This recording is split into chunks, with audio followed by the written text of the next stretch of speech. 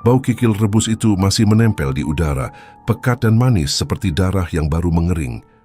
Dari celah jendela ruko tua di Pasar Jombang, asap tipis mengepul di antara dinginnya subuh, membawa aroma yang membuat siapapun menelan ludah tanpa sadar. Tak ada yang tahu dari mana datangnya rasa lezat yang membuat orang rela antri sejak fajar, bahkan saat ayam belum berkokok. Tapi di balik kepulan uap itu, ada sesuatu yang berdenyut pelan di dalam panci besar Paijo. Sesuatu yang seharusnya tidak lagi hidup. Dan siapa sebenarnya yang dimasak pagi itu?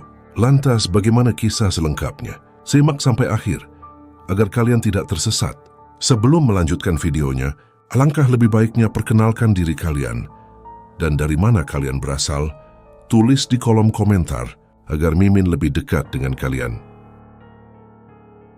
Subuh di Jombang selalu terasa lembab dan berat. Jalan kampung yang becek dilalui seorang lelaki dengan gerobak tua yang rodanya berdecit setiap kali melewati batu kecil. Itulah Paijo. Lelaki berkulit legam dengan punggung bungkuk dan tangan kasar karena setiap hari mendorong gerobak gulai keliling.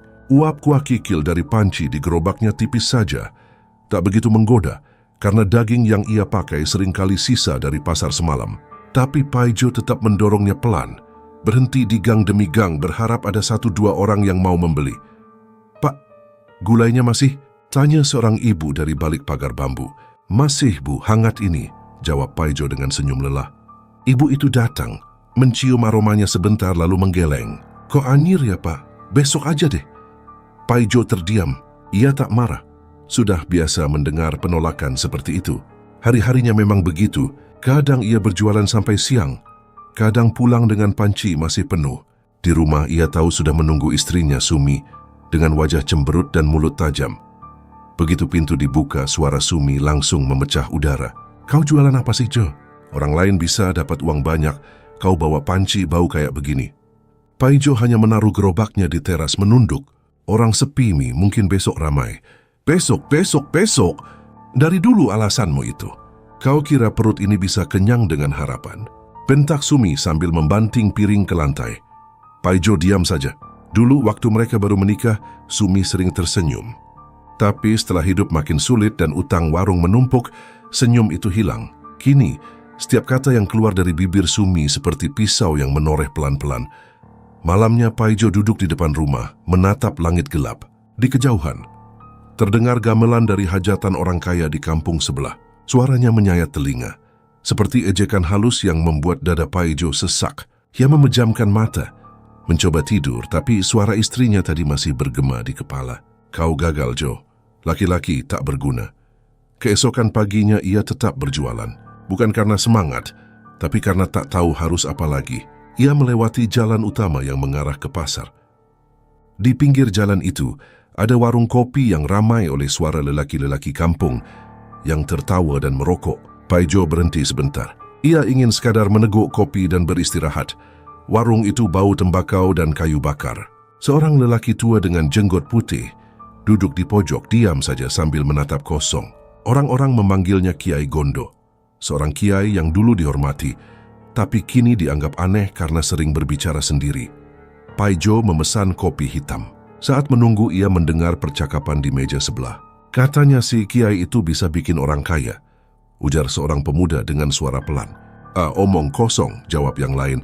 "Kalau bisa bikin kaya, kenapa dia sendiri hidup di pinggir makam?" Paijo meneguk kopinya, tapi kalimat itu menempel di kepalanya. Bisa bikin orang kaya. Malamnya Paijo tak bisa tidur. Kata-kata itu berputar-putar di pikirannya. Ia merasa hidupnya seperti jalan buntu.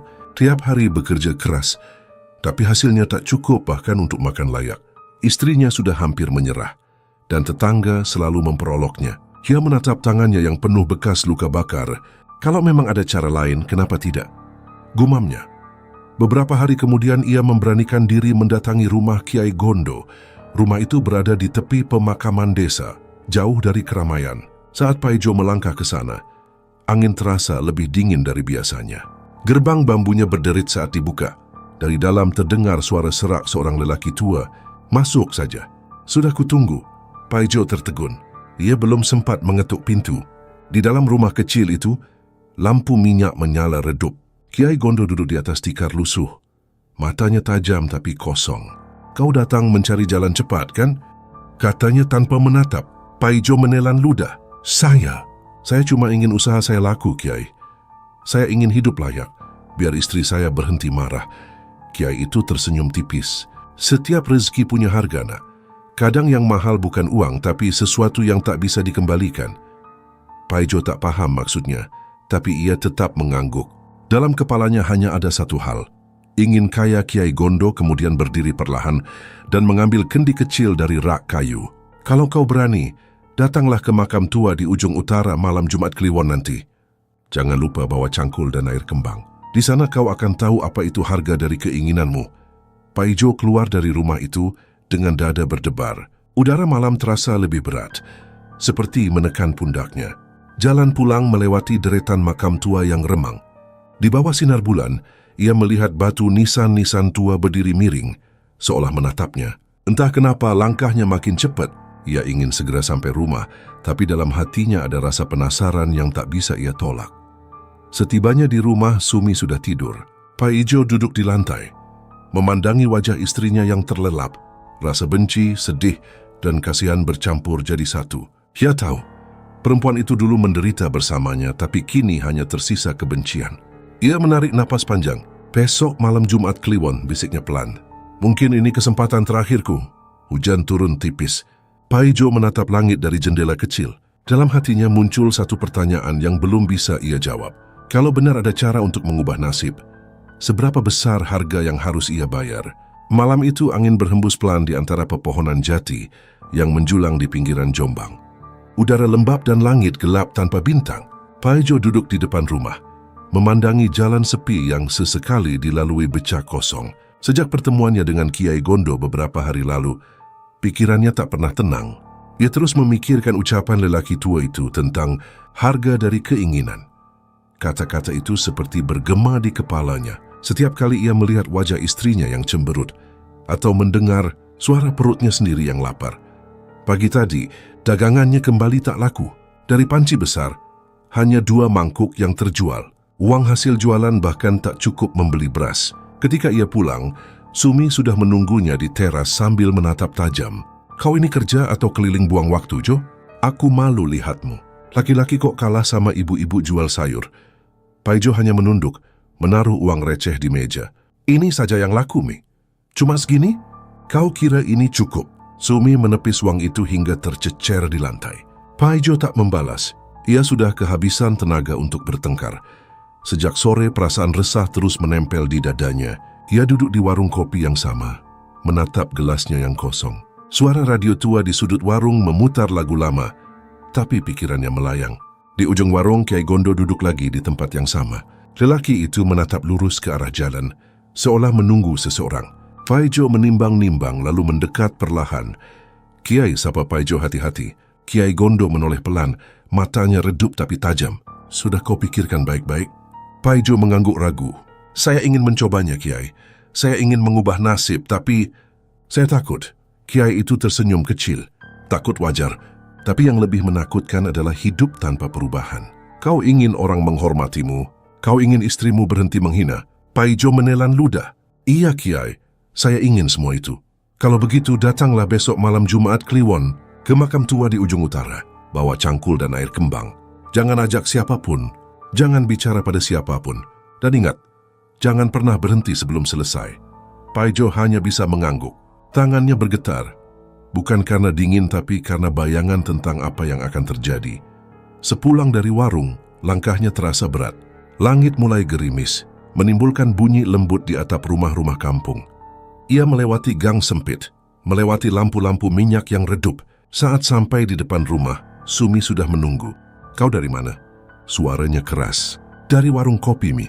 Cari ide biar jualan ramai. Sumi mendengus. Ide? Kau pikir pelanggan datang karena ide? Lihat tukang bakso di ujung jalan itu. Tiap malam laku keras. Kau itu malas, Jo. Paijo diam menahan marah yang sudah hampir meledak. Tapi ia hanya menarik napas panjang dan masuk ke kamar tanpa menjawab. Ia tahu, percuma berdebat. Malam semakin larut. Paijo berbaring, tapi matanya tak bisa terpejam. Suara hujan di atap terdengar seperti bisikan yang memanggilnya. Di kepalanya terbayang wajah Kiai Gondo dan suara seraknya yang berkata, Rezeki besar tak akan datang tanpa harga. Ia bangkit, duduk di tepi ranjang. Sumi tidur membelakanginya.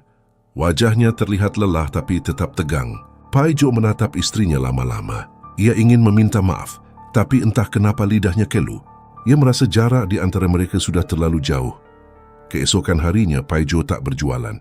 Ia menghabiskan waktu memperbaiki gerobaknya dan menyiapkan barang-barang untuk malam nanti. Ia mencari cangkul di belakang rumah, lalu mencuci ember bekas untuk membawa air kembang. Saat matahari mulai tenggelam, Sumi heran. Kenapa engkau tak jualan hari ini? Paijo menjawab singkat. Capek. Sumi mendengus. Capek atau memang sudah malas? Sumi mendengus. Capek atau memang sudah malas? Paijo tak menjawab. Ia hanya tersenyum kecil, menatap matahari yang berubah jingga di balik pepohonan. Malam datang perlahan. Suara jangkrik terdengar bersahutan di antara semak. Paijo mengenakan jaket lusuh dan mengambil cangkul. Ia berjalan keluar tanpa berpamitan. Langit tampak kelam, awan hitam menutup bulan. Jalan ke arah makam tua terasa lebih panjang dari biasanya. Sesampainya di sana, suasana benar-benar sunyi. Hanya ada suara daun kering yang terinjak di bawah langkahnya. Lampu minyak di tangan Paijo bergetar karena angin. Batu nisan-nisan tua berdiri miring, sebagian sudah ditumbuhi lumut. Udara di sana terasa dingin dan berat, seperti ada sesuatu yang mengawasi. Tiba-tiba dari arah gelap, muncul sosok Kiai Gondo. Wajahnya terlihat samar di bawah cahaya lampu. Kau datang juga, katanya pelan. Saya sudah siap, Kiai. Baik, gali kuburan yang paling baru di sebelah barat. Orang itu baru dikubur tadi pagi. Kau akan menemukan daging yang masih segar. Paijo menelan ludah. Untuk apa, Kiai? Kiai Gondo menatapnya tanpa ekspresi. Itu bagian dari perjanjian. Daging itu akan membuat gulai milikmu hidup. Tapi ingat, setelah kau melakukannya, jangan sekalipun lupa memberi sesaji setiap malam Jumat Kliwon. Paijo merasa seluruh tubuhnya menggigil. Tangannya gemetar saat menggenggam cangkul. Tapi dalam pikirannya, hanya ada bayangan wajah Sumi yang selalu menghina dan suara tetangga yang menertawakannya setiap pagi. Ia ingin membuktikan bahwa dirinya bisa berhasil. Kiai Gondo berbalik perlahan menghilang di balik kabut. Tinggal Paijo sendirian di antara makam-makam tua. Lampu minyak di tangannya bergetar makin kuat, hampir padam. Ia berdiri di depan gundukan tanah baru, menatap nisan yang masih basah oleh hujan sore tadi. Angin berhenti seolah dunia menahan napas. Paijo mengangkat cangkulnya, memandang tanah itu lama-lama. Lalu dengan suara hati yang hampir tak terdengar ia berbisik, "Maafkan aku." Cangkul pertama menancap ke tanah. Suaranya berat, menembus kesunyian malam. Setiap ayunan terasa seperti beban dosa yang menumpuk di dadanya. Peluh bercampur dengan air mata, tapi ia terus menggali, tak berani berhenti. Dan di setiap hentakan tanah yang terangkat, Paijo tahu, hidupnya tidak akan pernah sama lagi. Langit malam di Jombang terasa pekat, tanpa cahaya bintang sedikit pun. Angin dingin berembus pelan, membawa aroma tanah basah dan bunga Kamboja dari makam tua di utara desa. Paijo berdiri di sana sendirian, hanya ditemani lampu minyak yang nyalanya bergetar tertiup angin. Peluh bercampur tanah menempel di wajahnya. Lubang di depan kakinya kini terbuka setengah, dan setiap kali cangkulnya menembus tanah, suara lirih seperti rintihan terdengar samar dari bawah. Ia berhenti, menatap gundukan itu dengan napas tersengal. Jantungnya berdetak cepat, seperti hendak pecah. Di antara cahaya redup, terlihat kain kafan putih yang mulai muncul dari balik tanah. Tangannya gemetar hebat, tapi ia tak bisa berhenti. Kata-kata Kiai Gondo terus terngiang di kepalanya. Kalau ingin rezeki besar, kau harus memberi makan yang lapar di bawah tanah. Paijo menelan ludah, lalu melanjutkan menggali. Saat ujung cangkul menyentuh sesuatu yang lembek, ia spontan mundur. Cahaya lampu menyorot bagian tubuh yang sudah membiru. Tampak sebagian daging masih utuh. Bau anyir langsung menyeruah, membuat perutnya mual. Tapi di tengah ketakutan itu, pikirannya memutar wajah istrinya Sumi yang selalu marah dan menghina. Kalau ini berhasil, aku tak perlu lagi mendengar dia memaki setiap hari. Batinnya, dengan tangan gemetar, Paijo mengeluarkan pisau kecil dari saku. Ia merobek sedikit kain kafan di bagian kaki jenazah dan mengambil potongan daging berwarna pucat. Tangannya dingin seperti es. Setiap sentuhan membuat bulu kuduknya berdiri. Tapi entah kekuatan dari mana, ia berhasil menaruh potongan itu ke dalam kantong plastik hitam. Setelah itu ia buru-buru menimbun kembali tanahnya Tangan dan kakinya bergetar hebat. Begitu lubang tertutup, ia menatap nisan itu lama-lama lalu berbisik, "Maafkan aku hanya ingin hidup." Ia berlari meninggalkan makam, lampu minyak hampir padam. Jalan menuju rumah terasa lebih jauh dari biasanya. Setiap kali angin bertiup, ia seperti mendengar langkah lain di belakangnya. Tapi ketika menoleh, tak ada siapa pun.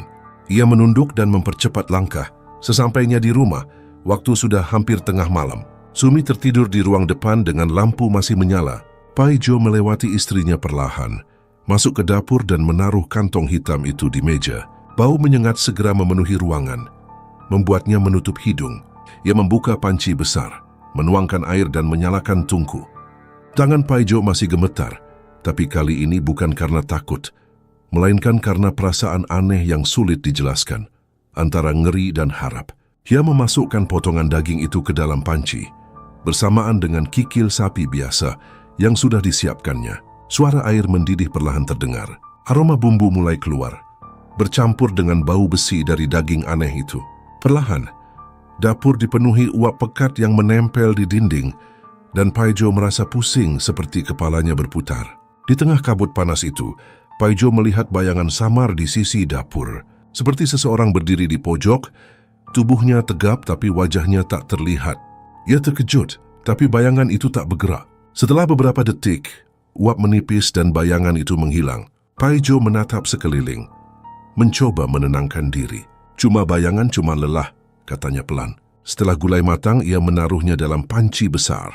Warnanya sedikit berbeda, lebih pekat, lebih mengkilap, dan aromanya tajam tapi menggoda. Paijo menatapnya lama. Ada rasa bangga tapi juga takut. Ia tak tahu apa yang sebenarnya ia lakukan, tapi dalam pikirannya hanya ada satu hal. Besok ia akan tahu hasilnya. Pagi datang dengan sinar matahari yang masih malu-malu. Paijo berangkat lebih awal dari biasanya. Ia mendorong gerobaknya dengan tenaga penuh, meskipun semalam hampir tak tidur. Di jalan, ia merasa ada sesuatu yang mengikuti, tapi setiap kali menoleh, hanya ada bayangan pepohonan. Sesampainya di kampung sebelah, ia berhenti di pinggir jalan, membuka tutup panci. Uap harum langsung menyeruak. Seorang bapak tua yang lewat mendekat. "Wah, gulainya wangi, Jo. Baru kali ini hidungku tergoda begitu." Paijo tersenyum kecil. "Silakan, Pak. Coba semangkuk." Bapak itu duduk di bangku kayu, meniup kuah panas lalu menyeruput perlahan. Matanya langsung membulat. "Astaga, ini enak sekali, Jo. Gurihnya beda. Kau ubah resepnya ya?" Paijo pura-pura tertawa. Cuma bumbu biasa, Pak. Mungkin nasib saya sedang baik." Tak lama 1-2 orang lain ikut datang. Dalam waktu kurang dari 1 jam, gulainya ludes. Paijo menatap panci kosong dengan perasaan campur aduk. Ada rasa lega, tapi di sisi lain hatinya berdegup tak karuan. Ia mendapatkan hasil yang belum pernah ia alami sebelumnya. Untuk pertama kalinya dalam hidup, dagangannya habis sebelum siang. Sore harinya, ia pulang membawa uang lebih banyak dari biasanya. Ia memberikan beberapa lembar kepada Sumi. Sumi menatap uang itu dengan mata tak percaya. "Dari jualanmu?" "Iya, Mi, laku semua. Orang bilang gulainya enak." Sumi tertawa kecil untuk pertama kalinya setelah sekian lama. "Akhirnya kau bisa juga bikin aku senang, Jo." Paijo tersenyum. Tapi malamnya, ketika semua sudah tidur, ia duduk di dapur sendirian. Uap gulai masih tercium samar dari tungku yang belum padam. Ia menatap panci besar itu dengan perasaan aneh. Setiap kali memejamkan mata, ia melihat tanah basah, kain kafan, dan wajah pucat yang menatapnya dari dalam lubang. Dari luar rumah, angin malam berembus kencang membuat pintu berderit pelan. Suara seperti langkah kaki terdengar di halaman. Lambat tapi jelas. Paijo berdiri, jantungnya berdegup keras. Ia berjalan ke jendela. Tapi begitu ia membuka tirai, tak ada siapapun di luar. Hanya bayangan pohon nangka yang bergoyang di terpa angin. Ia menelan ludah, menutup tirai perlahan dan kembali duduk di dapur.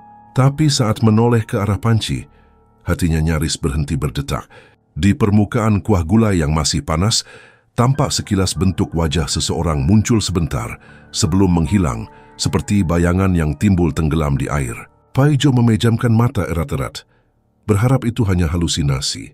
Tapi dari arah dapur, suara mendesis pelan terdengar, seolah ada yang berbisik dari dalam panci. Malam itu Paijo tak tidur sama sekali. Ia hanya duduk di lantai dapur, menatap api tungku yang perlahan padam sambil berdoa dalam hati. Meski ia tahu Apapun yang baru saja dimulainya, sudah tak mungkin bisa dihentikan. Pagi itu, suasana di pasar Jombang terasa berbeda. Biasanya Paijo datang paling akhir dengan wajah lesu dan dagangan yang tak laku. Tapi kini ia tiba lebih dulu, mengenakan baju bersih dan senyum tipis di wajahnya. Panci besar di gerobaknya menebarkan aroma gulai yang kuat, gurih dan menggoda siapapun yang lewat. Para pedagang di kiri kanannya bahkan menoleh penasaran. Beberapa sampai memuji tanpa diminta. "Wah, Jo, kau ganti bumbu ya? Wanginya bikin perut keroncongan," kata salah satu pedagang sayur. Paijo hanya tertawa pelan. "Sedikit resep baru saja, biar pelanggan nggak bosan." Padahal di dalam hatinya rasa takut masih mengendap. Setiap kali ia membuka tutup panci, aroma itu bukan hanya mengingatkannya pada gulai, tapi juga pada tanah basah di kuburan. Namun setiap sendok yang disajikannya membuat orang-orang memuji. Tak ada yang curiga, tak ada yang tahu. Mereka hanya tahu bahwa gulai kikil Paijo kini jadi yang ternak di pasar. Dalam waktu singkat, warung kecilnya dipenuhi pembeli.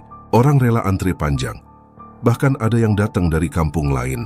Beberapa di antaranya sampai berebut, memuji kelezatan yang katanya beda dari yang lain. Sore harinya Paijo menghitung uang di balik lapak. Jumlahnya jauh lebih banyak dari hari sebelumnya. Tangannya gemetar bukan karena lelah, tapi karena terkejut dan tak percaya. Ia menatap lembaran-lembaran itu lama, lalu tertawa kecil. Jadi ini rasanya kaya batinnya. Namun kebahagiaan itu tak sepenuhnya tenang. Saat pulang ke rumah, langit sudah mulai gelap. Angin bertiup kencang dari arah utara, membawa bau anyir yang samar. Paijo mendorong gerobaknya lebih cepat, tapi setiap langkah seperti diikuti suara lain di belakangnya. Suara roda gerobak bergemeretak, tapi entah kenapa ia merasa ada langkah kaki lain yang mengikuti. Begitu sampai di rumah, Sumi sudah menunggunya di teras. Wajahnya kali ini berbeda, tidak marah, tidak kesal. "Kau dapat banyak lagi, Jo?" tanyanya dengan nada lembut. Paijo tersenyum kecil. "Lumayan, Mi. Orang-orang suka gulainya." Sumi menatapnya bangga, sesuatu yang belum pernah terlihat sebelumnya. "Akhirnya ya, aku nggak malu lagi jadi istrimu." Ucapan itu seharusnya membuat Paijo bahagia, tapi entah kenapa hatinya terasa berat. Ia tahu apa yang membuat gulai itu disukai orang. Ia tahu apa yang sudah ia lakukan.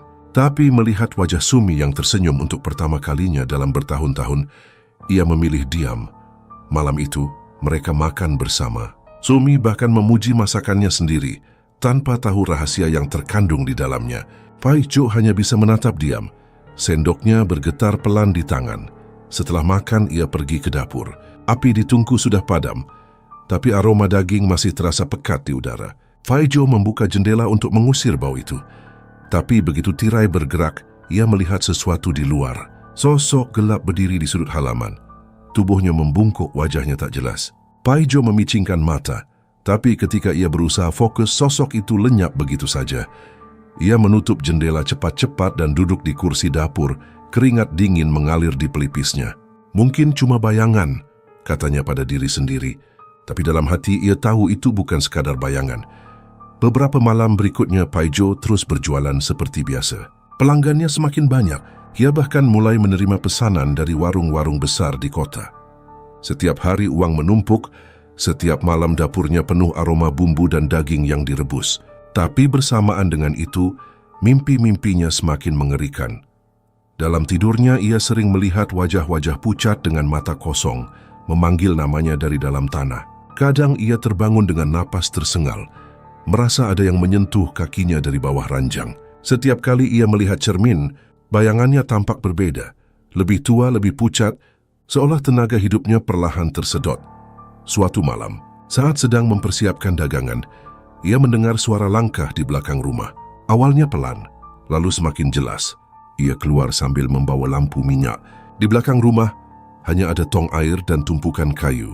Tapi di tanah basah dekat pagar bambu terlihat bekas jejak kaki yang dalam, seolah seseorang baru saja berdiri di sana.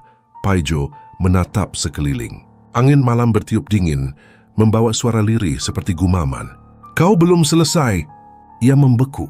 Suara itu terdengar sangat dekat, seperti seseorang berbisik tepat di belakang telinganya. Ia menoleh cepat, tapi tak ada siapa pun. Hanya bayangan lampu minyak yang menari di dinding bambu. Sejak malam itu, ketakutan mulai tumbuh dalam dirinya.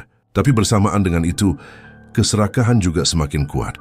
Setiap kali ia berpikir untuk berhenti, uang di tangannya membuatnya urung. Ia merasa hidupnya baru saja dimulai. Sumi juga mulai berubah. Ia kini senang berdandan, sering memuji suaminya di depan tetangga. Mereka bahkan sempat berbicara tentang membeli rumah baru di pasar kota. "Akhirnya kita bisa hidup layak, Jo," katanya suatu malam sambil tersenyum. Paijo hanya mengangguk tapi matanya kosong.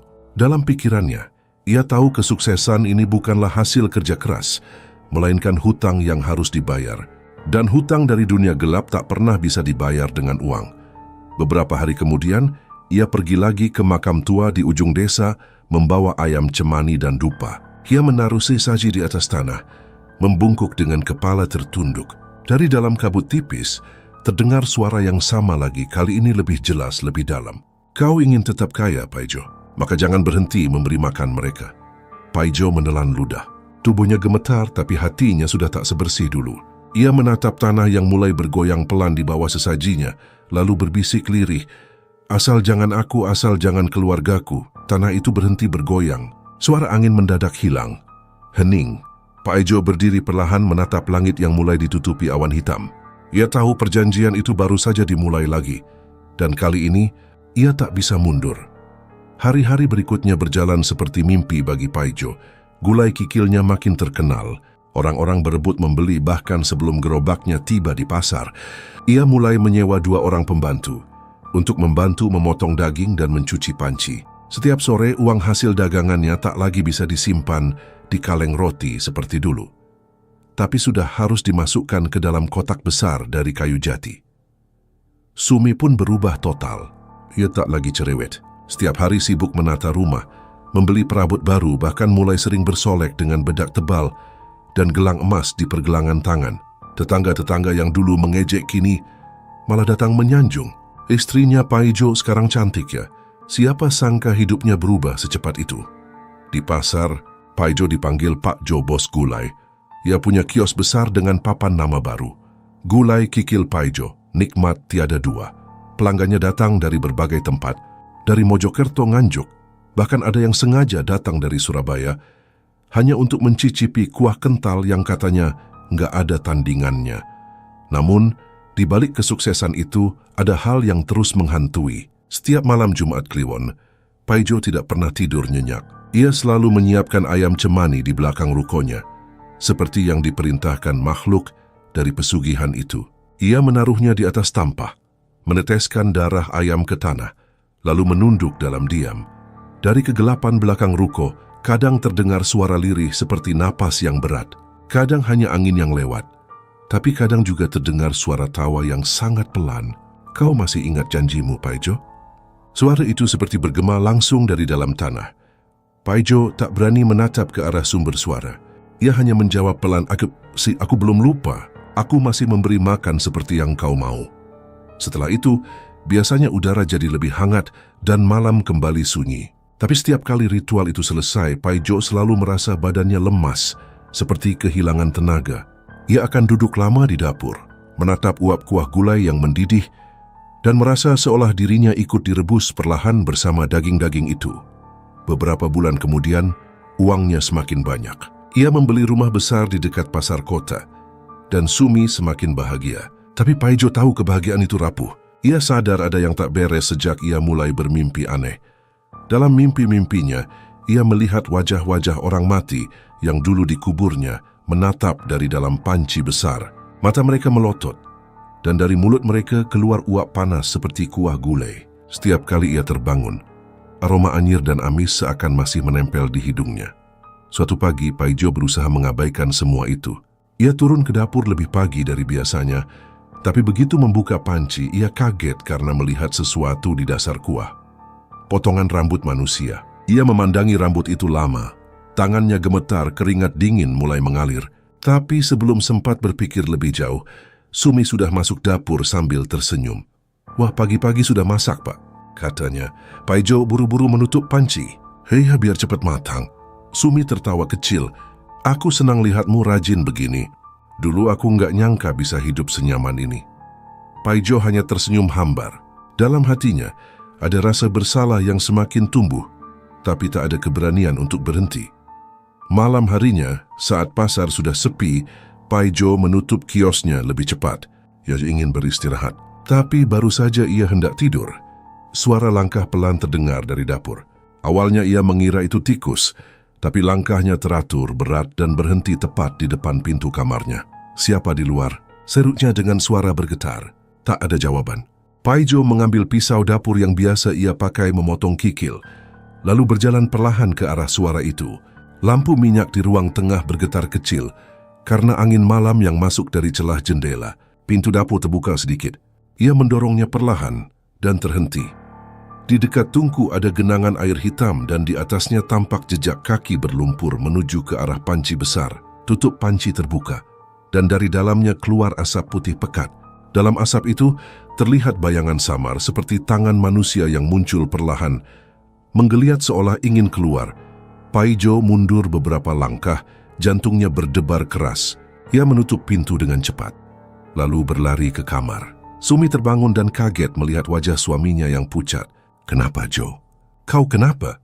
"Tidak apa-apa," jawab Paijo cepat. "Cuma tikus." Sumi menatapnya heran, tapi Paijo tak berkata lagi. "Elah hafani ribin terburing kemandaki langit-langit." Di kepalanya, suara itu kembali terdengar. "Kau tidak bisa berhenti, Paijo.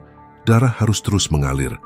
Paginya Paijo merasa demam, tubuhnya lemas, tapi ia tetap berangkat ke pasar. Pelanggannya masih ramai, semua orang memuji, tak satu pun tahu bahwa di dalam senyum Paijo ada ketakutan yang makin besar. Beberapa minggu kemudian, kejadian aneh kembali terjadi. Seorang pembantunya tiba-tiba mengundurkan diri. Katanya, setiap malam ia mendengar suara orang menangis di belakang dapur. "Saya takut, Pak. Suara itu seperti orang minta tolong dari dalam tanah," katanya dengan wajah pucat. Paijo hanya mengangguk, tak berani menahan. Dalam hatinya, ia tahu itu bukan halusinasi. Ia tahu suara itu nyata, sama seperti bisikan yang selalu datang setiap malam Jumat. Sampai suatu hari, Sumi menemukan sesuatu yang membuatnya curiga. Ia sedang membersihkan dapur ketika menemukan sebuah kendi kecil di bawah rak. Di dalamnya ada cairan hitam pekat dan potongan kain yang masih bau anyir. "Jo, ini apa?" tanyanya. Paijo kaget, lalu buru-buru mengambil kendi itu. "Jangan dipegang, itu cuma ramuan dapur." Sumi menatapnya tajam. "Ramuan dapur apaan? Baunya kayak bangkai." Paijo tak menjawab. Ia memasukkan kendi itu ke dalam karung dan membawanya keluar rumah. Sumi hanya bisa menatap dari jauh, tak tahu bahwa benda itu adalah bagian dari perjanjian yang tak boleh dilanggar. Malam itu Paijo tak bisa tidur. Ia duduk di kursi kayu menatap kosong ke arah pintu dapur yang tertutup. Suara jangkrik terdengar jauh, tapi di antara suara itu ada bisikan lirih yang semakin jelas. "Kau sudah lama berjanji, Paijo. Sudah waktunya menambah sesaji." Paijo menutup telinganya, menggigit bibir menahan gemetar. "Tidak, aku sudah kasih ayam setiap malam Jumat. Aku sudah menuruti semuanya." Suara itu tertawa pelan. "Ayam tidak cukup. Yang kami inginkan, daging manusia terakhir." Paijo terdiam, wajahnya pucat, matanya membulat. Ia tahu cepat atau lambat, pesugihan itu akan menagih lebih dari sekadar darah ayam. Dan kali ini, tidak ada yang bisa ia sembunyikan lagi. Malam Jumat Kliwon datang lagi. Udara di sekitar pasar terasa lebih dingin dari biasanya. Paijo menutup rukonya lebih awal, pura-pura bilang kepada para pegawai bahwa ia sedang tidak enak badan. Tapi sebenarnya malam itu ia punya janji yang tak bisa dihindari. Janji yang membuat jantungnya berdegup keras sejak matahari mulai tenggelam. Ia berjalan ke belakang ruko dengan membawa tampah berisi ayam cemani yang sudah disembelih. Darahnya masih hangat, menetes di tanah yang kini berubah jadi becek. Angin malam bertiup pelan, tapi aroma amis darah itu seperti tak mau hilang. Paijo menunduk, berdoa pelan lalu menaruh ayam itu di atas tanah. "Sudah kuberikan lagi," katanya dengan suara gemetar. "Kau jangan ganggu aku lagi. Aku sudah menuruti semua." Hening, tak ada suara. Hanya desir angin yang melewati dedaunan pisang di belakang ruko. Paijo hampir lega, tapi tiba-tiba tanah di depan sesajinya bergetar pelan. Dari sana muncul asap putih tipis. Lalu terdengar suara berat yang membuat bulu kuduknya berdiri. "Darah ayam tidak cukup lagi, Paijo." Paijo mundur, wajahnya pucat. Kau mau apa lagi? Aku sudah kasih semuanya. Aku cuma ingin hidup tenang." Asap itu semakin tebal, berubah bentuk menyerupai sosok bayangan tinggi dengan mata merah redup. Suaranya bergema seperti keluar dari perut bumi. Kau makan dari daging manusia. Kau hidup dari jiwa yang bukan milikmu. Kini waktunya membayar. Paijo terjatuh. Tubuhnya gemetar. Matanya nyaris tak berani menatap. Aku tidak mau lagi. Aku sudah cukup kaya. Aku berhenti, teriaknya. Bayangan itu tertawa pelan. Tidak ada yang berhenti. Perjanjian tidak bisa dibatalkan. Jika kau berhenti memberi, maka aku akan mengambil yang kau cintai. Kata-kata itu seperti pisau menancap di dadanya. Paijo membeku, napasnya tersengal. Ia ingin berlari, tapi kakinya kaku. Tubuhnya terasa berat seperti ada yang menahannya. Suara itu terus berbisik di telinganya, lembut tapi menakutkan. Yang paling dekat dengan jiwamu, dialah gantinya. Ketika Paijo kembali sadar, ia sudah terduduk sendirian di tanah basah. Ayam cemani itu lenyap. Hanya tersisa bekas darah kering di tanah. Ia berdiri dengan susah payah, lalu masuk ke rumah dengan langkah limbung. Di dalam rumah, Sumi sedang menunggunya di ruang tengah masih memakai daster putih. Kau dari mana, Jo? Suaranya lembut, tapi mata Paijo menatapnya dengan campuran ketakutan dan iba. Dari belakang, cuma beresin sesuatu, jawabnya pelan. Sumi tersenyum kecil. Kau makin aneh, tapi aku senang lihatmu berubah. Kau sekarang lebih perhatian. Paijo diam. Dalam hatinya, kalimat makhluk itu terus terulang. Yang paling dekat dengan jiwamu. Kata itu menusuk. Ia tahu siapa yang dimaksud. Ia tahu harga dari perjanjian itu akan menuntut nyawa istrinya sendiri. Sejak malam itu, Paijo berubah. Ia jadi pendiam, jarang bicara, dan sering menatap kosong ke arah Sumi setiap kali mereka makan bersama. Sumi sempat merasa heran. Ia mengira suaminya hanya kelelahan, tapi diam-diam, Paijo sedang berjuang melawan sesuatu yang jauh lebih mengerikan daripada rasa capek. Beberapa hari kemudian, kejadian aneh mulai terjadi di rumah. Saat Sumi sedang mencuci piring, air sumur tiba-tiba berubah warna jadi merah. Sumi menjerit memanggil Paijo. Tapi ketika Paijo datang, air itu sudah kembali jernih. Kau jangan bercanda, Mi, katanya mencoba tenang. Aku nggak bohong, Jo, tadi airnya merah, seperti darah. Paijo hanya terdiam. Ia tahu sembeku itu bukan kebetulan. Malamnya Paijo bermimpi lagi. Ia melihat dirinya berdiri di tengah pemakaman tua. Di depan ada sesosok bayangan yang menatapnya tanpa wajah. Di bawah kakinya, Sumi berlutut dengan tangan terikat menangis memohon. Suara itu berbisik lagi. Kali ini lebih tegas. Beri aku dia, maka semua kekayaanmu akan kekal. Paijo terbangun dengan napas memburu. Tubuhnya penuh keringat, matanya sembab. Ia menatap Sumi yang tidur di sampingnya. Wajah istrinya tampak tenang, tapi di mata Paijo, wajah itu kini seperti beban yang menekan dadanya. Selama beberapa hari berikutnya, ia mencoba melupakan mimpi itu. Tapi semakin ia menolak, semakin kuat suara-suara itu datang. Saat ia memotong daging di dapur, bayangan di dinding seperti berubah menjadi wajah Sumi. Saat ia menutup panci gulai, ia mendengar suara lirih. Cepat, Paijo, waktumu hampir habis. Ia mulai kehilangan kendali. Kadang tertawa sendiri, kadang menangis di pojok dapur. Para pegawainya mulai takut dan saling berbisik, mengatakan bahwa bos mereka mungkin kerasukan, tapi tak satu pun berani menegur. Suatu malam, Sumi bangun karena mendengar suara langkah dari dapur. Ia mengira suaminya sedang memasak, tapi saat sampai di sana, yang dilihatnya membuat darahnya berhenti mengalir. Paijo berdiri di depan tungku, menatap panci besar dengan mata kosong. Di tangannya ada pisau tajam, dan di lantai ada seekor ayam cemani yang sudah mati. Jo, panggil Sumi pelan. Paijo menoleh perlahan. Senyumnya aneh, dingin dan matanya kosong. Kau masih bangun, Mi? Aku haus. Kau kenapa berdiri di situ? Tidak apa-apa, jawab Paijo pelan. Cuma menunggu waktu. Sumi merasa merinding. Ia mundur selangkah. Tapi Paijo malah melangkah mendekat. Pisau di tangannya berkilat terkena cahaya lampu minyak. Jo, kau kenapa? Suara Sumi mulai bergetar. Paijo berhenti. Air matanya jatuh. Maaf, Mi, aku nggak mau, tapi mereka nggak kasih aku pilihan. Sumi bingung, tak mengerti apa yang ia dengar. Tapi sebelum sempat bertanya lagi, lampu minyak padam. Ruangan menjadi gelap gulita. Dari dalam kegelapan, suara Sumi terdengar melengking, diikuti bunyi benda logam jatuh ke lantai. Malam itu, di atas langit Jombang, suara gonggongan anjing bersahutan panjang. Tak ada yang tahu apa yang terjadi di rumah Paijo malam itu. Tapi sejak pagi berikutnya, ruko gulai Paijo tidak buka dan Sumi tidak pernah terlihat lagi. Dan untuk pertama kalinya sejak kaya, Paijo tak pergi ke pasar. Ia hanya duduk di dapur, memandangi panci besar yang mendidih pelan. Dari dalamnya, aroma gulai terasa lebih kuat, lebih harum dari biasanya. Tapi setiap kali uap panas naik ke wajahnya, ia merasa seperti ada yang menatap balik dari dasar panci itu. Di hatinya, ia tahu, ia sudah membayar harga dari perjanjian itu. Dan kali ini, ia tidak akan pernah bisa menebusnya lagi. Hujan turun deras malam itu.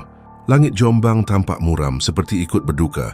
Di pasar, orang-orang berbisik. Mereka heran karena ruko gulai Paijo tetap buka. Padahal istrinya sudah 3 hari tidak terlihat. Beberapa pelanggan menanyakan kabar Sumi, tapi Paijo hanya tersenyum dan menjawab singkat, dia pulang ke rumah ibunya. Tak ada yang berani bertanya lebih jauh. Mereka terlalu sibuk menikmati gulai hangat yang rasanya semakin lezat, seolah setiap sendoknya membuat tubuh terasa hangat sampai ke tulang. Namun di balik senyum itu, Paijo seperti orang kehilangan jiwa. Matanya kosong. Setiap malam ia duduk sendirian di dapur, menatap tungku yang masih menyala. Di atasnya panci besar mendidih perlahan, mengeluarkan aroma gurih bercampur bau yang tak bisa dijelaskan. Sejak malam Sumi menghilang, ia tidak bisa tidur. Suara bisikan dari dalam panci terus terdengar. Kadang seperti tawa, kadang seperti isak tangis. Sekarang kau sudah bebas. Bisik suara itu setiap malam. Hidupmu sudah aman, Paijo. Nikmati kekayaanmu. Tapi Paijo tidak merasa bebas. Ia merasa hampa. Setiap kali menatap kursi kosong tempat Sumi biasa duduk, hatinya seperti dicabik. Ia mencoba melupakan semuanya dengan bekerja lebih keras. Ia menambah porsi dagangan, menambah pegawai, bahkan membeli mobil bak untuk mengangkut bahan. Rukonya semakin ramai. Uang mengalir deras. Orang-orang menyebutnya sebagai pedagang paling sukses di Jombang. Namun semakin sukses, semakin berat rasa bersalah itu menekan dadanya. Kadang di tengah hiruk-pikuk pasar, ia merasa mendengar suara Sumi memanggil dari kejauhan. Saat ia menoleh, tak ada siapa-siapa. Tapi di lantai, ia sering menemukan tetesan air merah yang tak jelas asalnya. Suatu pagi, salah satu pegawainya, Warto, datang dengan wajah pucat. Pak, maaf. Tadi waktu saya bersih-bersih belakang, saya lihat seperti potongan rambut di tong bekas kikil. Paijo menatapnya tajam. Rambut siapa? Saya nggak tahu, Pak. Tapi panjang, seperti rambut perempuan. Paijo menelan ludah. Ia mencoba menenangkan diri. Buang saja. Jangan cerita ke siapa-siapa. Warto mengangguk pelan, tapi sorot matanya menunjukkan rasa takut. Hari-hari berikutnya menjadi semakin aneh. Bau busuk mulai tercium dari belakang ruko, terutama saat malam hari. Paijo menutupinya dengan menambah aroma rempah dan membakar kemenyan di dapur. Tapi tetap saja, ada saat-saat di mana pelanggan tiba-tiba menutup hidung sambil berkata, gulai enak, tapi baunya agak aneh ya. Paijo hanya tersenyum meski keringat dingin membasahi punggungnya. Malam itu hujan kembali turun, petir menyambar beberapa kali, menerangi halaman belakang ruko. Paijo duduk di depan panci besar, menatap api yang menari-nari di bawahnya. Di atas tungku gulai kikil mendidih pelan. Ia membuka tutup panci, dan mendadak aroma busuk bercampur gurih menyergap hidungnya. Uap panas mengepul, membentuk wajah samar seorang perempuan. Wajah itu tersenyum. Sumi Paijo terlonjak mundur. Jangan ganggu aku, teriaknya. Tapi suara itu hanya tertawa. Kau pikir aku bisa pergi, Jo? Kau yang memanggilku. Kau yang menaruhku di sini. Ia menutup telinga, berteriak sekeras mungkin. Tapi suara tawa itu semakin jelas, menggema di seluruh ruangan. Panci mendidih makin kuat, seperti ada sesuatu yang bergolak di dalamnya. Tiba-tiba lampu padam. Api tungku padam sendiri. Dalam kegelapan, Paijo bisa mendengar suara langkah pelan mendekat dari arah dapur. Basah, berat, setiap langkah diiringi suara tetesan air. Mi, suaranya gemetar. Kau di situ? Tak ada jawaban, hanya suara napas berat. Lalu sesuatu menyentuh bahunya, dingin, licin. Saat ia menoleh, tak ada siapa-siapa. Tapi di lantai, jejak kaki basah mulai muncul satu persatu menuju ke arahnya. Paijo mundur sampai punggungnya menempel di dinding. Nafasnya tersengal. Jejak kaki itu berhenti tepat di depannya. Dari udara yang pekat, suara lirih muncul. Aku kedinginan, Jo. Kenapa kau rebus aku? Paijo menjerit, menjatuhkan diri ke lantai. Ia menutup mata. Tapi bayangan Sumi semakin jelas. Tubuhnya basah, matanya kosong dan kulitnya pucat kebiruan, seperti daging yang sudah lama direndam air. "Kau jahat, Jo," katanya pelan. "Kau janji mau bahagiakan aku, tapi kau kasih aku ke mereka." Paijo menangis histeris memukul lantai. "Aku terpaksa. Aku takut miskin lagi. Aku enggak mau dihina." Sumi hanya menatapnya lama. Lalu perlahan-lahan, tubuhnya memudar menjadi asap tipis. Dari arah panci, suara mendidih kembali terdengar, disertai tawa makhluk halus yang dulu memberinya perjanjian. "Bagus, Paijo. Sekarang kau sudah milikku sepenuhnya." Paijo memegangi kepala, berteriak sekencang-kencangnya sampai suaranya serak. Tapi tak ada yang mendengar. Hujan menelan semua suara malam itu. Ketika pagi datang, warga pasar menemukan Paijo duduk di depan rukonya. Matanya kosong, wajahnya pucat seperti orang sakit. Tapi anehnya, ia terus tertawa pelan sambil berkata sendiri, "Sumi sudah pulang. Dia pulang malam tadi." Sejak hari itu, orang-orang mulai menjauh dari rukonya. Mereka bilang, setiap malam dari dapur Paijo terdengar suara perempuan menangis, dan kadang terdengar suara mendesis seperti air mendidih. Tapi yang paling membuat orang bergidik, kadang dari balik jendela ruko itu tampak dua bayangan berdiri berdampingan.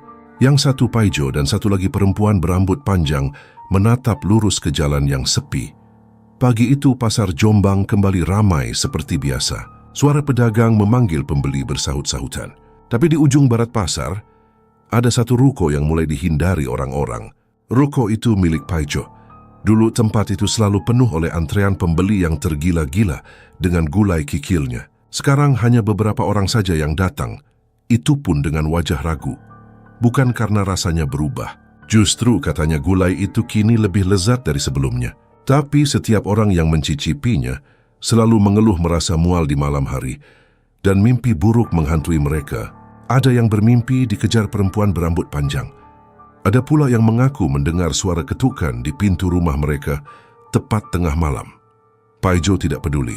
Ia terus memasak seperti biasa. Wajahnya semakin pucat, tubuhnya makin kurus dan matanya cekung dalam seperti tak tidur berhari-hari. Namun setiap kali ia membuka panci besar itu, uap panas yang keluar seolah mengisi ruangan dengan aroma aneh, perpaduan antara rempah dan bau bangkai yang samar. Di luar, beberapa pedagang mulai bergunjing. Katanya istrinya Paijo belum balik dari rumah ibunya.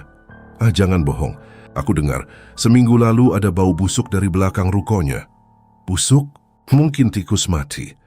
"Kalau cuma tikus, kenapa polisi sempat datang malam itu?" Desas-desus itu menyebar cepat. Sampai akhirnya, seorang warga bernama Minah yang tinggal tepat di belakang ruko Paijo melapor ke kepala desa. Ia bilang sudah beberapa malam mendengar suara seperti orang menggali tanah di belakang ruko. Kadang disertai tawa pelan, kadang suara tangisan. Sore itu, dua polisi datang bersama kepala desa. Mereka mengetuk pintu ruko. Paijo membuka dengan wajah lesu. "Ada apa, Pak?" Tanyanya pelan. "Kami dapat laporan, katanya ada bau tak sedap dari belakang. Boleh kami periksa?" Paijo menelan ludah. "Tidak ada apa-apa, Pak. Mungkin got mampet." "Kami tetap perlu lihat," jawab polisi tegas. Paijo sempat ingin menolak tapi akhirnya mengalah. Ia mempersilakan mereka masuk lewat dapur. Saat polisi berjalan ke belakang, langkah mereka terhenti. Bau busuk menusuk hidung. Tanah di sekitar tungku tampak lembab dan berwarna gelap seperti bekas darah. Salah satu polisi menyalakan senter dan menyorot ke arah tong besar di pojok dapur. Tong itu tertutup rapat, tapi di tepinya ada rambut panjang yang terjepit di antara penutup besi. Polisi saling pandang lalu perlahan membuka tutup tong. Begitu terbuka, udara di ruangan seakan berhenti. Di dalamnya mereka melihat potongan daging manusia yang sudah membusuk bercampur dengan potongan kikil sapi. Air rebusannya kental dan hitam pekat. Ya Tuhan, kepala desa mundur dengan wajah pucat. Salah satu polisi langsung menatap Paijo yang berdiri di sudut ruangan. "Itu apa, Jo?" Suaranya bergetar. Paijo tidak menjawab. Ia menatap tong itu lama, lalu tiba-tiba tertawa kecil. "Itu rahasia. Resep paling nikmat." "Paijo, kau sadar apa yang kau lakukan?" bentak polisi. Tawa Paijo berubah jadi histeris. Ia menatap mereka dengan mata merah berair. "Kalian semua makan itu? Kalian semua bilang enak. Sekarang kenapa jijik?" Polisi mencoba mendekat, Tapi tiba-tiba tungku di dekat mereka menyala sendiri. Api menyembur tinggi, dan panci besar di atasnya mulai mendidih hebat. Uap panas memenuhi ruangan, dan dari dalam panci terdengar suara mendesis seperti seseorang yang sedang mendidih hidup-hidup. Paijo memegangi kepalanya, berteriak, "Jangan, jangan ambil aku! Aku sudah tekas diempat." Polisi mundur ketakutan. Mereka melihat tubuh Paijo mulai gemetar hebat. Kulitnya mengeluarkan keringat yang berubah menjadi cairan merah. Dari lehernya muncul gelembung kecil, lalu meletus seperti air mendidih. Dia kenapa itu? Tangkap dia cepat! Tapi sebelum mereka sempat bergerak, tubuh Paijo terjatuh ke lantai. Ia menjerit, menggeliat seperti sedang terbakar dari dalam. Kulitnya melepuh, wajahnya mencair perlahan. Suara mendidih itu kini bukan dari panci, tapi dari tubuh Paijo sendiri. Ia berusaha bangkit, tapi tubuhnya sudah tak berbentuk. Di tengah teriakannya yang memekakkan telinga, tiba-tiba tungku besar di dapur meledak. Api menjalar ke dinding, menyambar minyak dan kayu bakar. Dalam sekejap dapur itu dilahap api. Polisi menyeret kepala desa keluar sambil batuk hebat. Namun sebelum keluar, salah satu dari mereka menoleh sekilas. Di antara kobaran api, terlihat sosok Paijo berdiri dengan tubuh melepuh, tertawa sambil memegangi panci gulainya. Suaranya serak dan parau. "Gulai ini milik mereka sekarang." Beberapa menit kemudian seluruh ruko terbakar habis. Api padam menjelang subuh, menyisakan abu dan bau daging hangus yang tak tertahankan. Dari puing-puing itu, polisi menemukan sisa tubuh Paijo yang menempel di tungku. Anehnya, wajahnya masih tersenyum. Dan dari mulutnya, keluar cairan kekuningan beraroma gulai. Berita itu menyebar ke seluruh Jombang. Orang-orang yang dulu sering makan di sana menangis ketakutan. Ada yang bersumpah tak akan pernah makan kikil lagi. Ada pula yang masih tak percaya, karena rasa gulai Paijo dulu memang terlalu nikmat untuk dilupakan. Namun sejak hari itu, setiap malam Jumat Kliwon, warga sekitar pasar sering mencium bau gulai menyengat dari arah ruko yang sudah terbakar itu. Kadang terdengar suara seseorang tertawa pelan dari dalam reruntuhan, seolah masih menunggu pelanggan berikutnya. Dan tak ada satu pun orang yang berani lewat di sana setelah tengah malam. Karena setiap kali angin berhembus, ada suara yang terdengar lirih, seakan-akan seseorang berbisik dari dalam tanah. Rasanya masih enak, kan? Hujan deras mengguyur Jombang malam itu, membasahi sisa-sisa bangunan ruko gulai Paijo yang kini tinggal arang dan abu. Bau gosong masih tercium, bercampur dengan aroma amis yang seakan menolak pergi. Meski sudah berhari-hari berlalu, warga yang lewat di sekitar pasar selalu mempercepat langkahnya setiap kali melewati reruntuhan itu. Tak ada yang berani menoleh. Konon, setiap kali hujan turun, ada suara sendok yang beradu pelan di dalam panci besi yang sudah meleleh di antara puing-puing. Polisi telah menutup lokasi itu dengan garis kuning. Tapi setiap malam Jumat Kliwon, garis itu selalu rusak seolah ada yang masuk ke sana. Tak ada yang tahu siapa. Beberapa petugas yang berjaga mengaku mendengar suara orang memasak dari dalam. Suara adukan pelan, lalu bisikan lembut yang membuat mereka merinding. "Masak pelan-pelan, Jo. Jangan sampai gosong lagi." Kabar kematian Paijo menyebar cepat. Surat kabar lokal menulisnya sebagai kasus paling mengerikan di Jombang. Tapi seiring waktu, berita itu perlahan menghilang, tergantikan isu lain. Meski begitu, cerita tentang gulai Paijo tetap hidup di antara warga. Ada yang bilang itu hanya gosip. Ada yang yakin Paijo melakukan pesugihan sesat. Dan ada pula yang percaya rasa gulai itu bukan hanya dari daging manusia, melainkan dari roh yang belum tenang. Hanya dari daging manusia, melainkan dari roh yang belum tenang. 3 minggu setelah kebakaran, seorang pedagang baru membuka warung di seberang bekas ruko Paijo. Namanya Tono. Ia nekat karena harga sewa murah dan lokasi strategis. Banyak yang sudah memperingatkan, tapi Tono hanya tertawa. Masa ia hantunya jualan kikil juga? Katanya sambil menyiapkan gerobak. Malam pertamanya berjalan lancar. Banyak pembeli yang penasaran. Tapi menjelang tengah malam, Tono mencium bau aneh dari seberang jalan. Bau rempah yang kuat, bercampur amis daging rebus. Ia menoleh, dan matanya menangkap sesuatu di antara puing-puing hitam bekas ruko. Ada nyala api kecil, seperti tungku yang baru dinyalakan. Lalu perlahan muncul kepulan asap putih. Tono menatapnya dengan dahi berkerut. "Siapa yang masak malam-malam begini?" gumamnya. Tapi begitu ia menatap lebih lama, matanya melebar. Di antara asap itu, tampak sosok lelaki duduk di depan panci besar. Tubuhnya hitam terbakar, tapi matanya menyala merah samar. Ia mengaduk sesuatu di dalam panci sambil tersenyum. Tono terpaku, lalu terdengar suara pelan dari arah seberang. Di antara suara hujan, gulai kikil Paijo. Masih hangat, jantung Tono berdegup kencang. Ia mundur beberapa langkah, hampir terpeleset. Tapi rasa penasaran mengalahkan takutnya. Ia melangkah pelan ke seberang, melewati jalan yang basah. Asap makin tebal. Semakin dekat, suara adukan semakin jelas. Paijo, suaranya nyaris tak terdengar. Sosok itu berhenti mengaduk lalu menoleh perlahan. Wajahnya seperti daging yang setengah matang, meleleh tapi tetap tersenyum. Kau mau coba, Tok? Suaranya serak tapi jelas. Gulai ini buat yang berani bayar dengan jiwa. Tono berteriak sekeras mungkin dan lari terbirit-birit meninggalkan pasar. Ia tak berhenti sampai ke rumahnya, dan malam itu juga ia demam tinggi. Sejak kejadian itu, ia tidak pernah berdagang lagi. Setiap kali mendengar hujan turun, ia menutup telinga, takut mendengar suara adukan itu lagi. Kepala desa yang mendengar cerita Tono semula tak percaya. Tapi beberapa hari kemudian, penjaga malam pasar ditemukan pingsan di depan reruntuhan ruko Paijo. Bibirnya pucat, matanya terbuka lebar, dan tangannya menggenggam sesuatu. Ketika dibuka, di dalam genggamannya ada sepotong kikil berwarna keabu-abuan yang masih hangat. Setelah kejadian itu, pasar Jombang berubah. Beberapa lapak tutup. Orang-orang mulai percaya kalau roh Paijo belum tenang. Bahkan ada yang bilang, setiap malam Jumat Kliwon di sudut pasar itu selalu muncul aroma gulai nikmat yang menggoda. Ya, tapi siapapun yang mencoba mencari sumbernya, pasti jatuh sakit esok paginya. Suatu malam seorang wartawan muda dari Surabaya datang ke Jombang. Namanya Raka. Ia tertarik menulis kisah gulai Paijo untuk kolom mistis di majalahnya. Dengan membawa kamera dan alat perekam, ia datang ke pasar bersama dua rekannya. Aku cuma mau buktiin kalau cerita ini cuma mitos, katanya yakin. Mereka menunggu di depan reruntuhan sampai tengah malam. Hujan mulai turun rintik-rintik.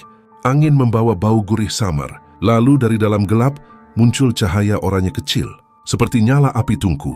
Raka menyalakan kameranya. Kalian lihat itu? Katanya setengah berbisik.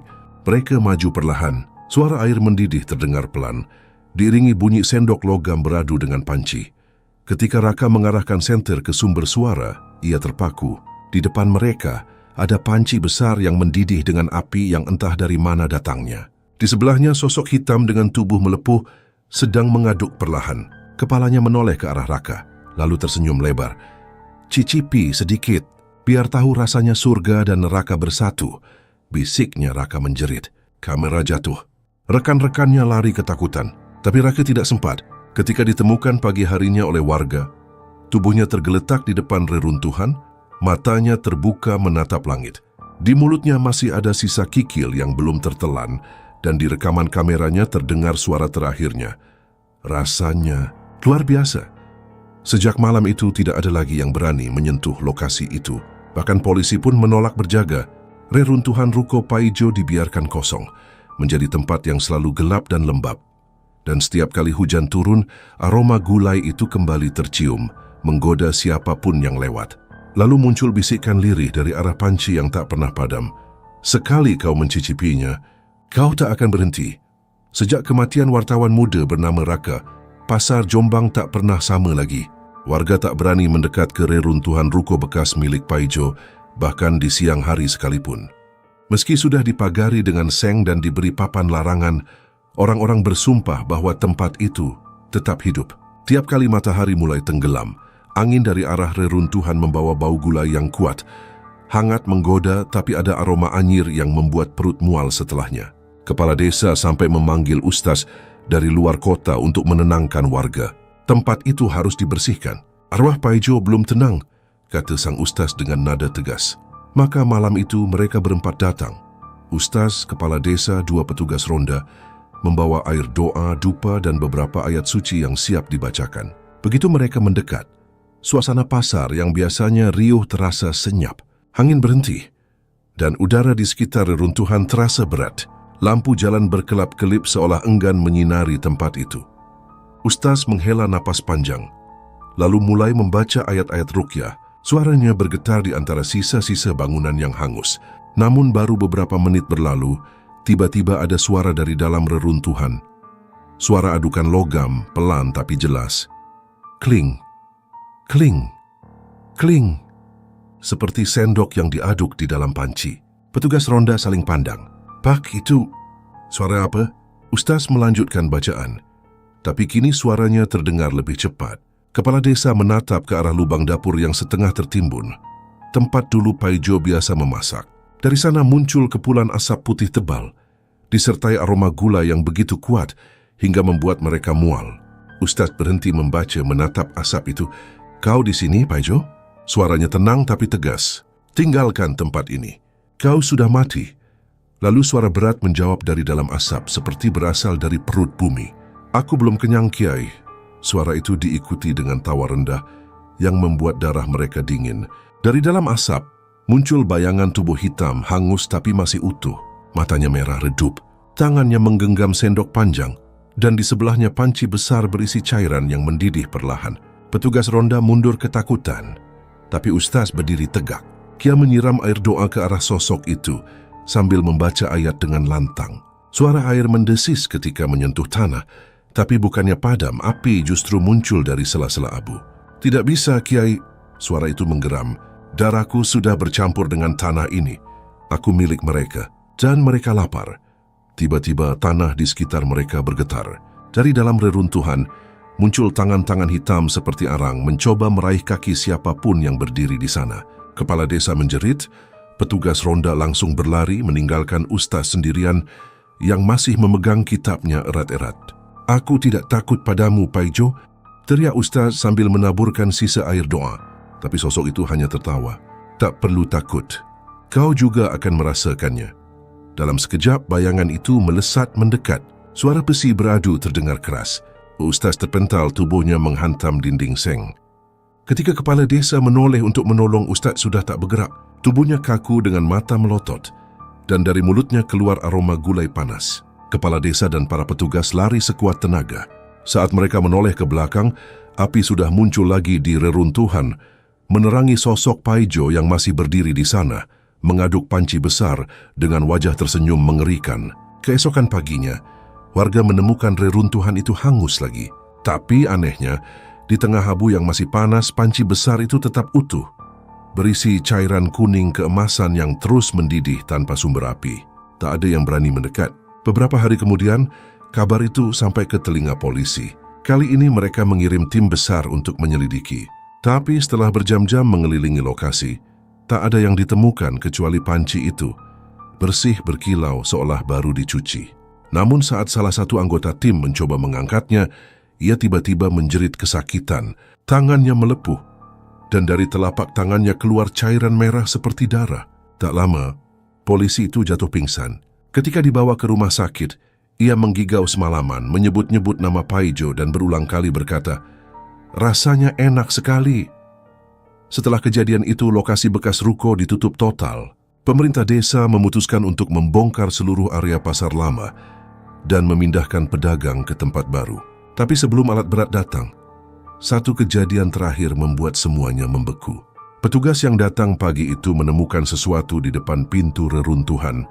Sebuah mangkuk berisi gulai hangat, masih mengepul, dan di atasnya tertulis dengan darah, "Untuk yang berani mencoba lagi." Mangkuk itu kemudian dibawa ke laboratorium, tapi hasil pemeriksaan membuat semua orang membisu. Cairan itu mengandung unsur protein manusia, dengan sisa DNA yang tidak dikenal. Sejak hari itu, tak satu pun orang berani membuka kembali pasar itu. Dan setiap malam Jumat Kliwon, di kejauhan terdengar suara sendok beradu dengan panci, diiringi tawa pelan, gulai kikil Paijo. Tak pernah basi. Hujan turun deras di malam Jumat Kliwon itu. Jalan menuju Pasar Tua Jombang lengang, hanya sesekali terdengar suara motor lewat tergesa-gesa. Di balik kabut tipis dan rintik air, cahaya lampu jalan memantul di genangan aspal, menciptakan bayangan aneh seperti tangan-tangan yang menari di permukaan air. Warga sudah lama tak berani mendekati kawasan itu, tapi malam itu, seseorang datang dengan langkah pelan. Seorang pria muda bernama Guntur, jurnalis baru dari Surabaya. Ia mendengar cerita tentang Paijo dari arsip berita lama yang tak pernah tayang karena disensor. Rasa ingin tahunya membuncah, apalagi setelah membaca laporan terakhir Raka, wartawan yang ditemukan tewas dengan tubuh membusuk di dekat reruntuhan ruko Paijo. Semua orang menganggap tempat itu terkutuk, tapi Guntur merasa kisah ini belum selesai. Ia menurunkan jaketnya yang basah, menyalakan senter kecil, dan melangkah masuk ke area reruntuhan yang kini ditumbuhi rumput liar dan lumut tebal. Udara di sana lebih dingin, dan bau besi tua bercampur amis darah masih tercium samar. Ia menulis cepat di buku catatannya, mencatat setiap detail, tak ada yang berubah, kecuali waktu, gumamnya pelan. Guntur menemukan panci besar yang disebut warga. Masih di tempatnya, tak berkarat, seolah logam itu kebal terhadap waktu dan api. Ia menyorotnya dengan senter. Permukaannya bersih, tapi di dasar panci ada bercak hitam pekat, seperti kerak yang baru terbentuk. Saat ia coba sentuh, panci itu terasa hangat, padahal hujan baru saja mengguyur. Tuhan, bisiknya, menarik tangannya cepat. Dari kejauhan, suara langkah kaki terdengar pelan, berirama teratur. Guntur menyorot arah datangnya suara.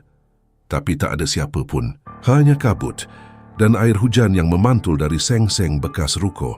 Ia mencoba menenangkan diri, tapi lalu mendengar sesuatu yang membuat darahnya membeku.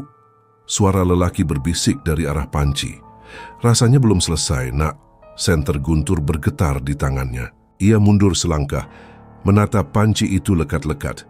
Lalu dari dalamnya muncul kepulan asap putih, menebar ke udara dan berubah bentuk seperti wajah seseorang. Mata itu merah redup, bibirnya retak tapi menyungging senyum. Guntur mengenali wajah itu dari foto di arsip berita. Paijo, desisnya tanpa sadar. Senyum itu makin lebar. Kau ingin tahu rahasiaku?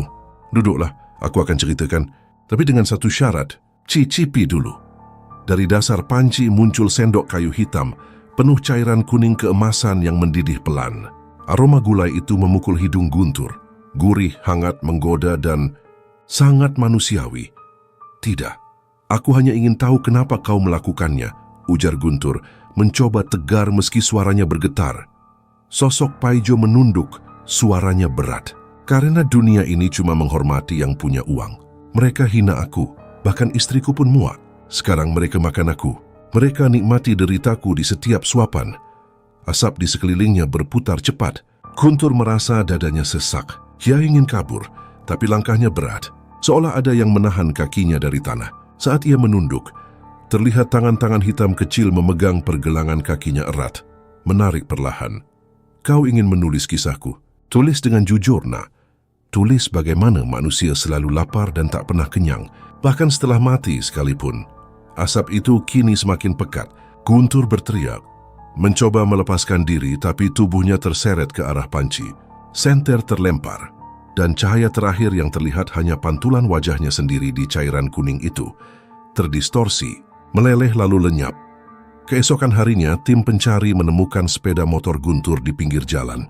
Jaketnya tergantung di pagar seng pasar lama, tapi tak ada tanda-tanda dirinya. Di dalam reruntuhan, hanya ada panci besar yang kini penuh dengan cairan hangat. Dan di dasar panci itu, mereka menemukan sesuatu yang membuat mereka terpaku. Sebuah buku catatan, masih utuh, halaman terakhirnya bertuliskan tangan terburu-buru. Aroma ini tidak seperti daging sapi, rasanya seperti manusia. Setelah hari itu, tak pernah ada lagi wartawan atau peneliti yang datang ke Pasar Tua Jombang. Tempat itu akhirnya ditimbun tanah dan dijadikan taman kecil oleh pemerintah dengan satu papan kayu bertuliskan, dilarang menggali atau memasak di area ini. Namun, orang-orang yang tinggal di sekitar situ bersumpah, setiap malam Jumat Kliwon, mereka masih bisa mencium aroma gulai yang hangat terbawa angin. Kadang mereka mendengar suara sendok kayu mengaduk pelan dari bawah tanah, diikuti tawa lirih seorang lelaki yang terdengar puas. Gulai kikil Paijo kembali hangat malam ini. Malam itu langit Jombang berwarna kelabu tua. Angin berhembus pelan membawa aroma tanah basah dan bau anyir yang tak jelas sumbernya. Kawasan bekas pasar lama kini telah berubah menjadi taman kota. dengan rumput hijau rapi dan bangku-bangku besi berkarat di beberapa sudut. Di tengahnya berdiri sebuah tugu kecil berbentuk mangkuk, sebagai simbol kuliner rakyat yang konon dulu menghidupi banyak orang. Tak ada yang tahu, di bawah tanah tempat tugu itu berdiri masih terkubur panci besar yang tak pernah padam panasnya. Sejak taman itu diresmikan, gangguan aneh mulai terjadi. Malam pertama setelah peresmian, penjaga malam melapor mendengar suara gemerincing sendok dari arah tugu. Awalnya ia mengira itu hanya tikus, tapi suara itu terlalu ritmis, seperti ada seseorang sedang mengaduk sesuatu dengan tenang. Ketika ia mendekat, aroma gulai yang kuat tiba-tiba menyeruak dari tanah. Hangat menggoda membuat perutnya bergejolak. Ia berlari ketakutan. Dan sejak malam itu tak pernah ada lagi penjaga yang mau bertugas sendirian di taman tersebut. Pemerintah daerah mencoba menutupi kejadian itu. Mereka memasang lampu lebih terang, menambah patroli malam, dan bahkan mengadakan acara rakyat setiap akhir pekan untuk menormalkan suasana.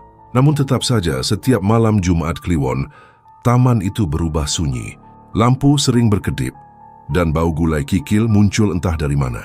Suatu malam, seorang pedagang kaki lima, baru bernama Ranto, membuka gerobak di tepi taman. Ia menjual soto daging, berharap pengunjung taman bisa jadi pelanggan tetapnya. Malam itu sepi. Hanya ada beberapa anak muda nongkrong di bangku taman tertawa sambil memainkan gitar. Sekitar pukul 10 malam, angin berubah dingin, dan dari arah tugu muncul kepulan uap putih perlahan menyebar ke udara. Ranto mendongak, mencoba melihat apa itu. Tapi yang paling menarik perhatiannya bukan kabut, melainkan bau gulai yang tiba-tiba menyelimuti area sekitar. Wangi itu kuat sekali, membuat siapapun yang mencium langsung lapar. Anak-anak muda yang tadinya hendak pulang malah menghampiri gerobak Ranto. "Bang, gulainya mana?" "Bau gulai nih, bukan soto," kata salah seorang sambil tertawa. Ranto kebingungan. Ia tahu ia tidak memasak gulai malam itu, tapi aroma itu memang datang dari arah gerobaknya.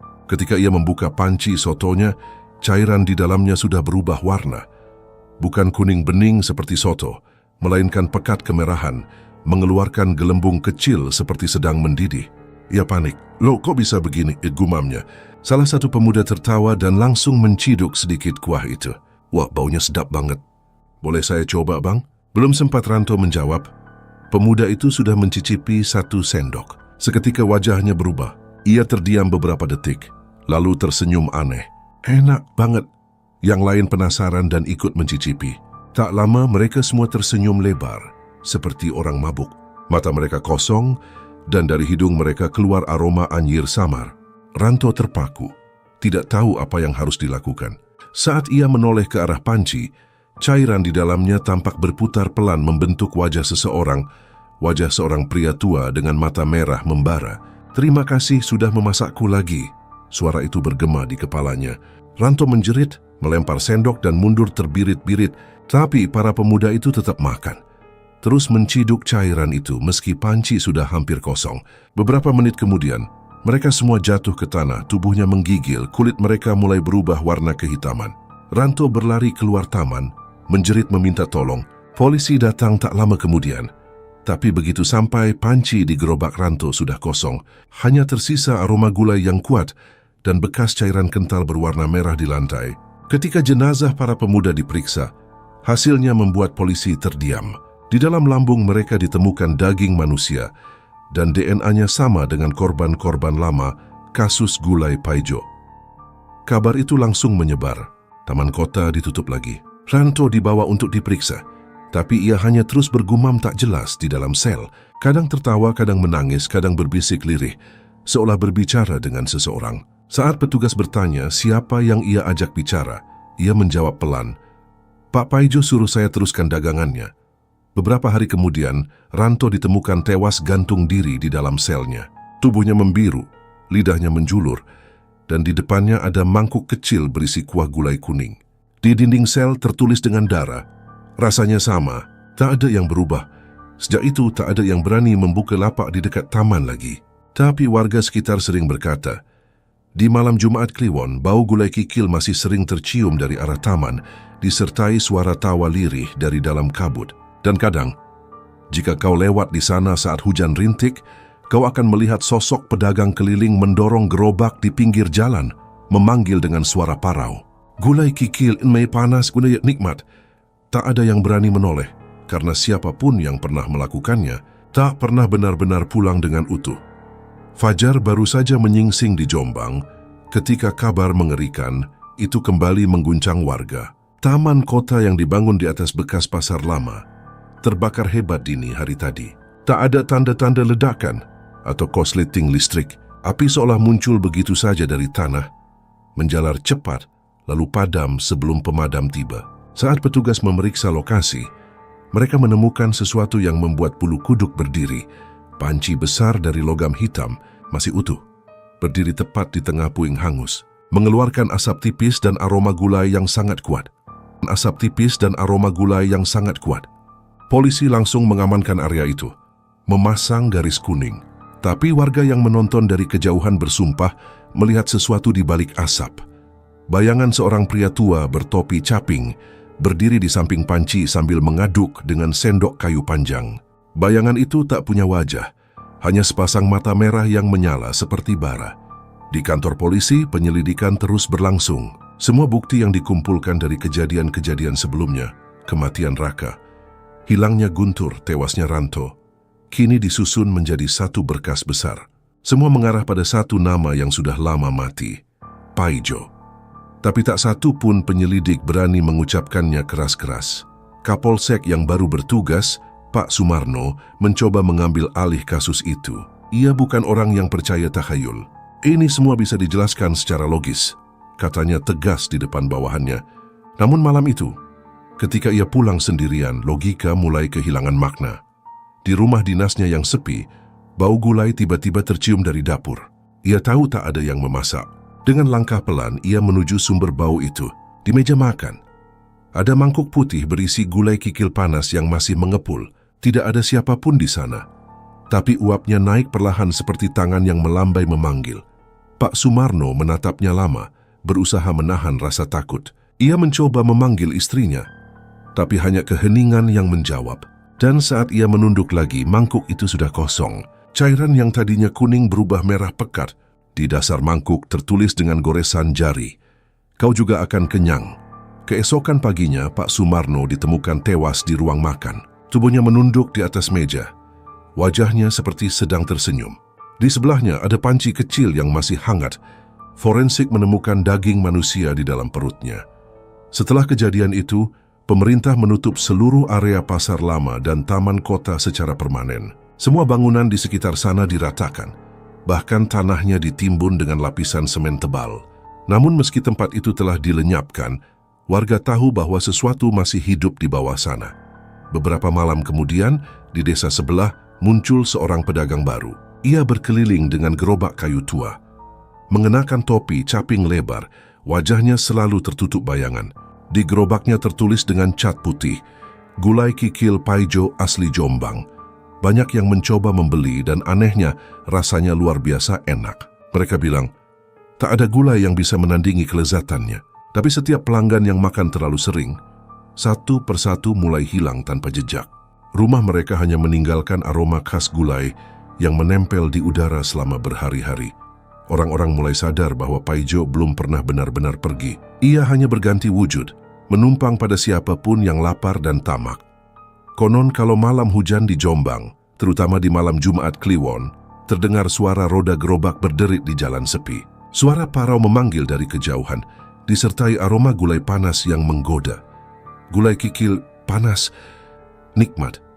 Dan jika kau cukup bodoh untuk menoleh, kau akan melihat wajahnya. Matanya merah menyala di bawah caping.